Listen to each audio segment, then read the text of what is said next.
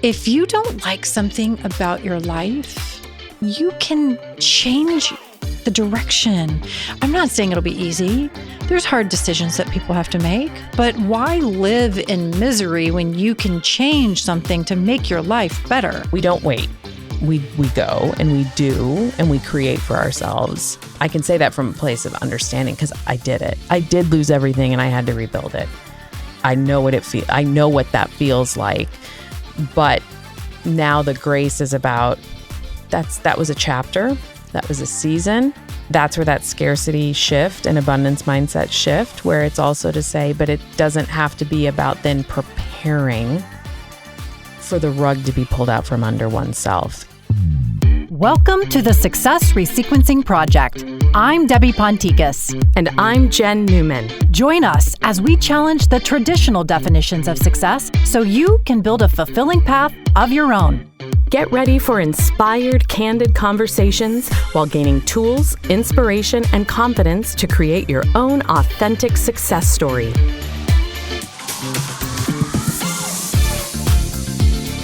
Boom. Boom. Here we are. Boom. Boom. There it is. No, it's wrong. No, it's hoop. There it is. That's where I was going. God, I'm in such an embarrassment for my kids. That's when we're doing our job. Yeah. Mm-hmm. So, on a previous episode, we talked about our kind of theme words or theme phrases for the year. Mm-hmm. And you mentioned that yours was expanding, not of the waistline. Mm-hmm. Yep.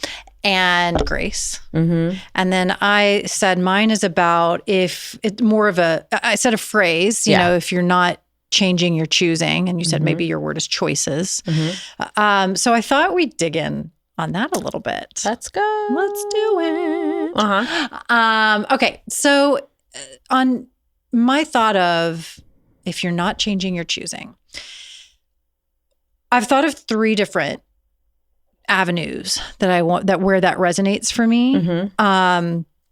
And the first is when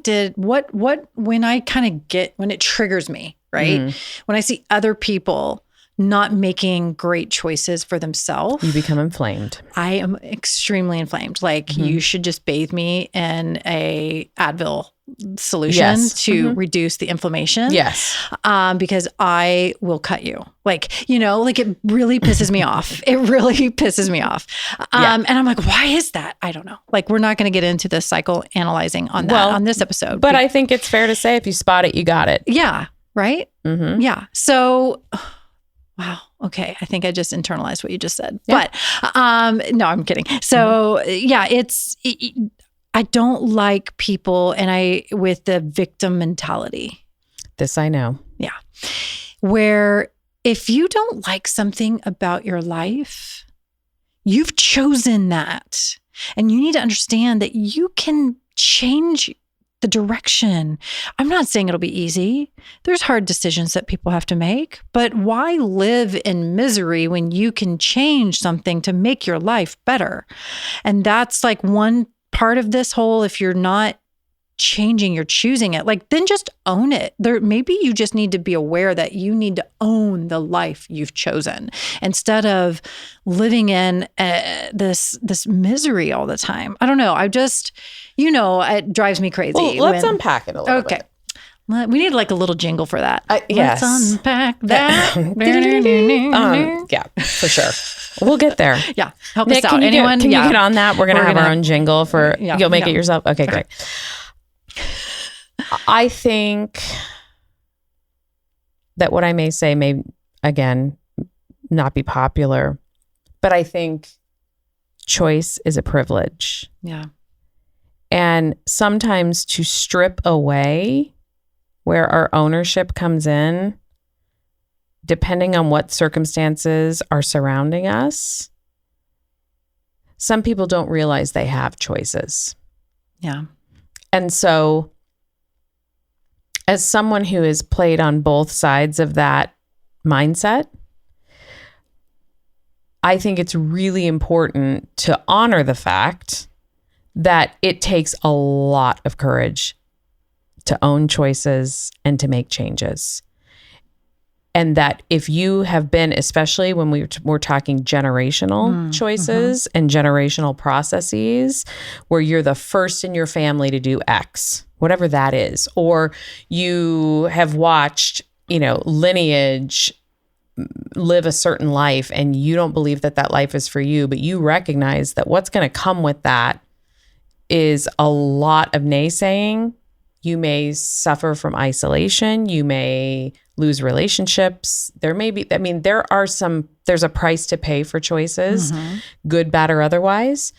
And I think that's, to me, the piece that we have to debunk is to encourage people that no matter how scary it is, if you feel that it's inside you to do something different, then it is worth the courage that it takes to make those changes so that you aren't just choosing what maybe has been prescribed for you, but it's about making sure that you're writing your own script. Right. And I think where I get really excited or inflamed, if you will, about the topic is when people don't feel like, when I see in their eyes or in their actions that they feel like there isn't a choice. And that's where I'm like, oh, no, there's a choice and you have the power to make it. Absolutely. And that's where I'm like, okay, so there's a funny story about this, which just popped in my head, which may have nothing to do with it, but whatever. So I was driving through the Taco Bell drive-through line. This has been like a couple of years ago, and pull up to the window, and the girl at the window was like, oh my God, I love your car. Like, that's a dream car. I was like, and I looked at her and I said, then you go get it, girl. Like, set this as a dream. I was like, I did it. I had goals. I saved up for this car. It's something that I wanted. And you too can have the same car if it's something that you love that much. So I go home and I tell Ari this story. And he was like, okay, let's get this straight. Like, you told a young lady, she's probably 16, 17 years old, checking you out at Taco Bell, that she could go work hard and get a G-Wagon. And I was like, yes. And I was like, and now listen, I love Ari, but he's a very, you should never say the word but after you say something. I absolutely love him. He challenges me all the time to think differently is where I was wanting to go. But I was looking at him and I said, no, you need to think differently. Why not? Why not? Like, why should we say that person can't have what I worked hard for? They just have to work hard for it like I did. Like, there's no reason that can't be a dream for anyone if that's what you want, but I think we, society and people just feel like, well, this was where I was born. This is the life I'm going to lead. This is where my destiny. I'm like, no, everyone can set their own destiny. And I want people to feel empowered to get what they want out of life. I completely agree that we choose our own reality, and we can choose wonderful reality. We can choose a miserable reality, that there is a mindset that goes behind that. But I also have great empathy for breaking generational cycles. And I recognize that, if we do believe that people are products of their environment, there are times that we do believe that we can't. If I listened to what I was told, to the messaging that I was brought up with, I would not be who I am today. I became who I am today because I refused to believe that what I was being taught, and really what was indoctrinated into my day-to-day life, I felt it was hogwash, and I didn't believe that that's how I was supposed to show up as a woman. I did not believe that. And it did mean that I was the black sheep. It did mean that I had a very strained relationship with my parents. It did mean that I had a very, very challenging relationship with my late brother. And there were consequences to my choices. Sure. Okay. Yeah. So as much as I fundamentally believe that, you can, whatever you put your mind to, you can do, whether that is that you can or you can't, either is true, depending on what you believe. Right. So to your point about the gal at Taco Bell, hell yes, she can go do that. If that's what she wants to achieve, she can go achieve that. Yeah. Of course. Yeah. Anyone can achieve anything. But I do think that it's imperative for us to be sensitive to the fact that there are things greater than what you and I may have experienced in our life that are perhaps easy for us to say because we haven't walked in some of those generational patterns that can be extremely challenging to break out of. And I don't want to underestimate or I don't want to pretend that I understand. Yeah. Does that make sense? Totally. I mean, listen, as you said at the beginning, like to unpack this, there's so many different ways we can unpack why people do or don't make choices to change things in their life. Yeah. And I'm not going to sit here and say that I'm the expert in that. All you should do is say, I'm making a change and I'm going to change it. I get that. But there are little things that everyone can do. And no one's perfect. Listen, let me just tell you, I'm not perfect. Did I eat the stuffing at Thanksgiving? Yes, I did. Did I have a second helping? Yes, I did. Am I also the same person that says, man, I wish my pants didn't fit so tight? Yes, I am. So I made the choice, right? What was I saying? I was going to say, if you choose to eat the stuffing, you can deal with the fluffing. Yep. Yeah. Mm-hmm. So, that was my saying today. Yep. I get that. But what I'm just talking about is trying to find ways. And what I really am passionate, hopefully this year with this podcast, is empowering people to just realize there is the choice. There's always a choice. Mm-hmm. There is always a choice. Yes. And now you need to surround yourself with people and tools and resources that can help you make those changes. But then on the flip side, sometimes when you look at that phrase, if you're not changing, you're choosing, sometimes to sit in the present moment and realize that maybe you don't need to make a change. Yeah. Maybe what you have chosen is exactly what you need. And it's the flip side. There's a positive and there's a negative, which is why I like that phrase so much, because it really forces you to kind of go inside, sit with yourself, sit with the choices you've made and the life that you have, and be grateful for those choices you have made that got you to where you are. But then really kind of maybe dig in a little bit more on some of the ones that you're like, I have the power. There's something in my life that it's just not been right. Or there's something that I've been wanting to do. Or there's something. So what's roadblocking you? You have a choice, right? And so that is one that I feel just super inspired by this year because I think it's powerful both from helping you look to be appreciative of what you have accomplished and what you have chosen that is working. Yep. But then understanding that if there's something that's not working, how can you make some adjustments to improve that part or fix that part or eliminate something? Yeah. And that's, where, I'm taking that to heart and doing a lot of that both in my business, but then how I'm approaching my clients, how I'm interacting with my family. And if you just have that in the back of your mind, okay, if you're not changing, you're choosing. So are you okay with this or are you not okay with this? Yep. You chose to work until 10 instead of sitting down and going and spending time with your kids, whatever that, okay, are you happy with that? Because you chose that.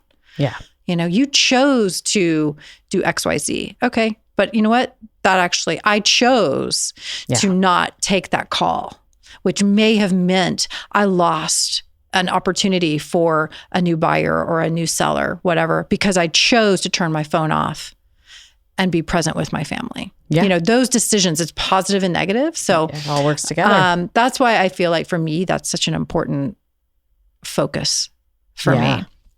And you were, okay, let's talk and unpack your words. So expansion. Not my pants. Not the pants. And grace. Yeah. So where are you coming with the expansion? I have spent at least what feels like the past 15, 20 years of retraining my brain to get out of scarcity mindset and to move into an abundance mindset. And by abundance, I don't mean that from simply a financial place. Right. It's really about seeing that the world is working in my favor, regardless of what's going on in it. And that is, talk about a choice. That's a choice. And I have had some things happen the past few years that could have made different choices. I could have chosen to play victim. I could have chosen to play woe is me. I could have chosen to give up. I could have chosen to do many things. And I chose to stay the course. And so now that I've seen some things come to life, it's caused me to ask the question, what's next? And I asked that question from a very sensitive place of, what is this next level going to require me to be? Who do I have to become to move to the next level in that sense of expansion? Because to whom much is given, much is required, right? And so it comes from that place in earnest of just saying, what do I need to do? I've expanded my business. I've grown a team. I have changed some things in our personal life for our family, made different choices, gone again, different things have changed. It's not the same story as it was before. Yeah. And that chapter that will always be in my reference book, right? It'll always be in the appendix of like, that happened. That was significant. That was a pivot. That was a major life change. And from that time, a new version of myself emerged and evolved because of all the lessons that came along with it. So now it's about approaching it saying, well, what does that mean now? What's the next chapter about? Is it just always carrying that story from the past forward? Or is it about saying, this is who I am today? And I'm looking forward to expanding into more of that versus trying to shed and evolve from some of the life experiences that happened several years ago that really course corrected my life. Right. Does that make sense? It's living in the future, not in the past. It's and honoring that that if I were to go back, there would be, my current self couldn't go back to that place now. I'm not the same person that I was. Right. Good, bad, or otherwise. I'm just not the same person. And so I've been in this state, especially these past several months of looking at the relationships in my life, looking at what I want out of life, understanding that I am aging, that I'm, there's a part of that that's been really at play for me. And looking at a major milestone birthday coming. I mean, not yet, but it's coming. We're there. We're the same year, aren't we? We're 76ers, yes. Yep. So 2026. God help us. It's going to be great. It's going to be fantastic, but I was not prepared for what my mid to late 40s were going to feel like. Yeah. And that has been a journey for me. So again, instead of feeling the need to hide, which I very much felt like I was hiding these past few years with perimenopause, with my body changing, with my health being, some stuff going on with my health and all of that. I just wanted to hide. Yeah. And I mean, dumb stuff, but like I really wanted to hide. Growing out my hair. We decide we're going to launch a podcast. We're taking publicity photos. My pants don't fit. My hair's in a weird spot. I felt like I was going through my awkward years all over again at the age of 47. Yeah. And I was not prepared for what that was going to feel like. And so I've been sitting in that space of going, okay, well, we're kind of moving through going through the perimenopause quicker than maybe my age would necessarily deem. Mm-hmm. And I'm going to be on the other side of that at some point. And again, it's about how am I expanding versus contracting. Yeah. Yeah. And okay, embracing I like that visual, Yeah.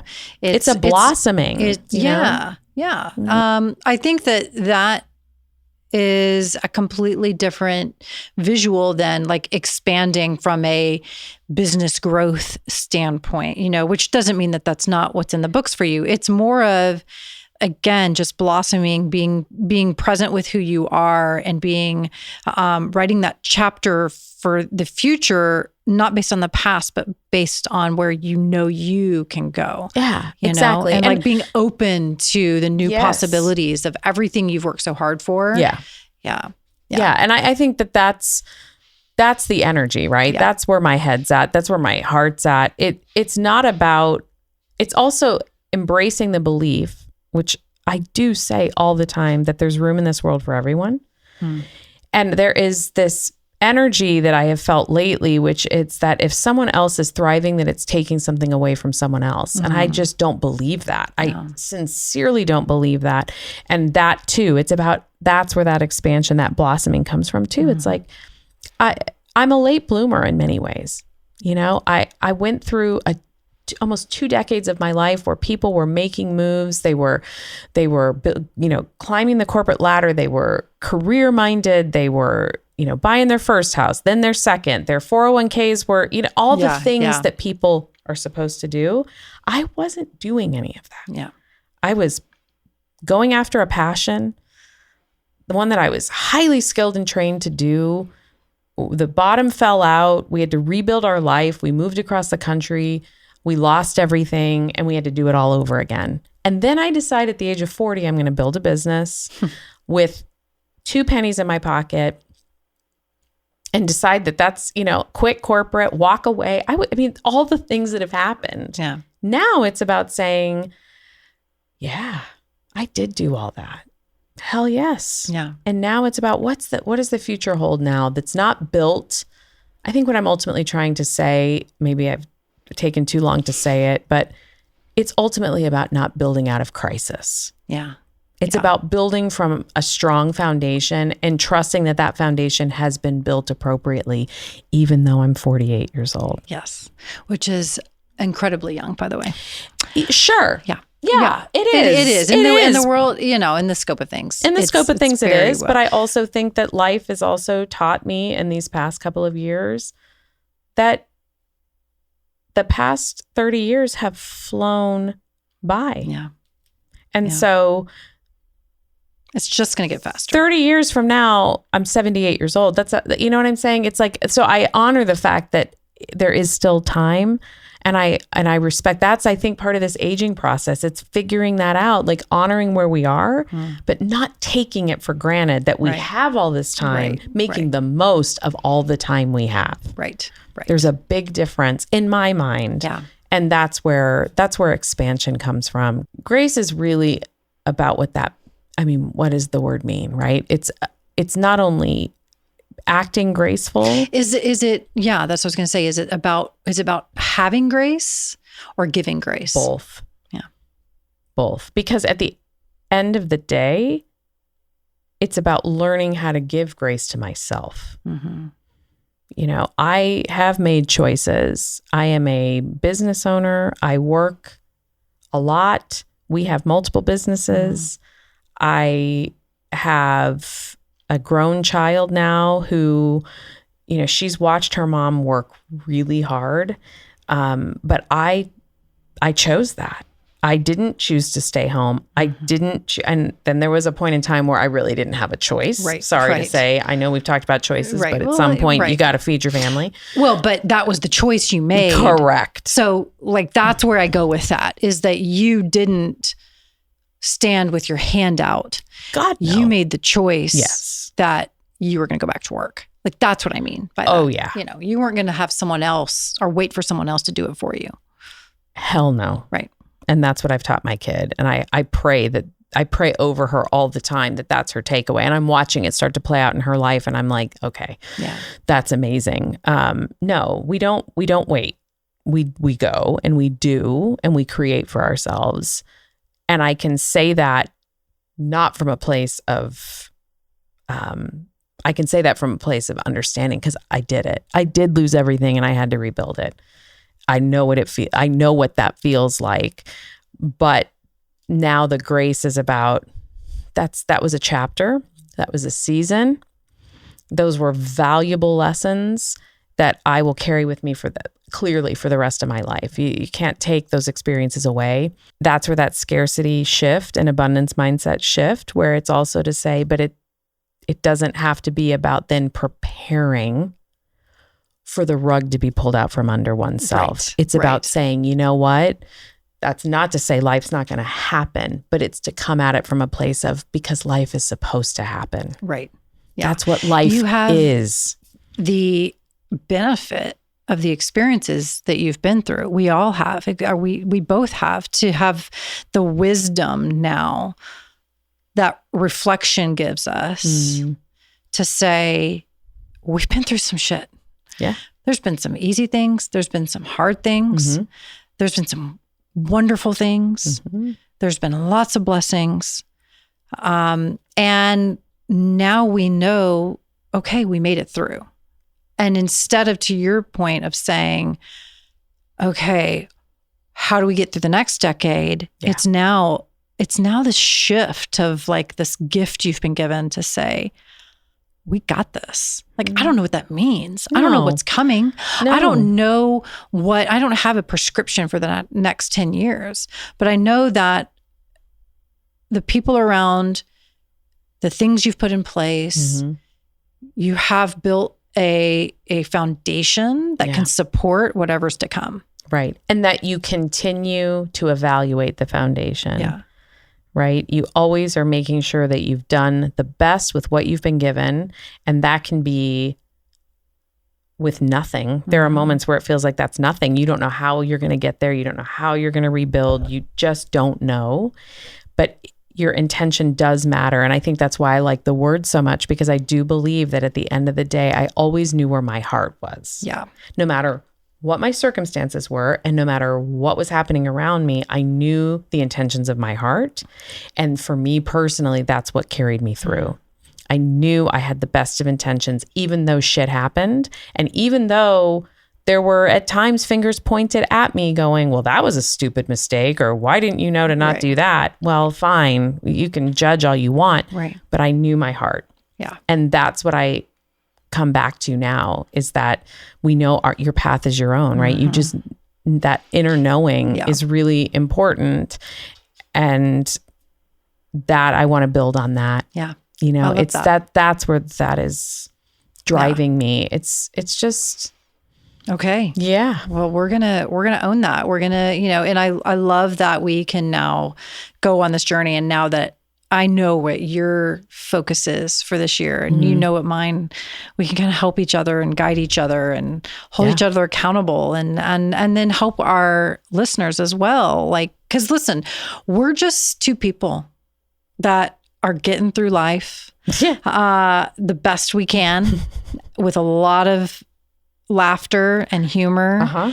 And, we just want to make sure that we're giving a voice to others who are going through the same stuff.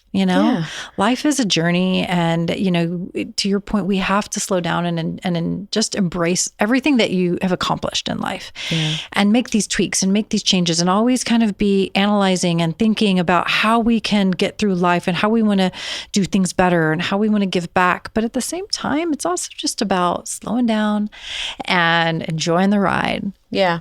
And letting the joy, my aunt always used to say to me, the joy is in the journey. And when I was 18 years old, I was like, okay. And over the years, that has become clearer and clearer and clearer to me. The joy is in the journey. Yeah. And that does mean stopping and taking a moment to just be grateful for where you are in the moment. And now this may be Journey, it may be not, but now I have the song Don't Stop Believing in my head. Well, you know what? Is that Journey? That is Journey. Oh, yes. That is Journey. Yep. But let it not just fade to black at the end of Sopranos, okay? Yeah. Like cut to black. Like let's see the joy in the journey. Yeah. Joy to the world. That too. Too. So, well, I'm excited, and thank you for sharing that. Likewise. Okay. Well, let's see what this year. Here's to intentions and choices. Expansion. Not in the waistline. Grace and choices. Yes. And choices. Okay. All right. Cheers. Cheers. Thanks for joining us. If you loved this episode and know of someone who would find value in it, please spread the word and share it with a friend. We are passionate about redefining success, and it would mean the world if you could help us get our mission out to as many people as possible. Please take a minute to write a 5-star review on Apple or Spotify. You can also hit the subscribe button to stay up to date with our latest episodes. Connect with us on Instagram at Success Resequencing Project or via our website at www.successresequencing.com. We'd love to hear your story.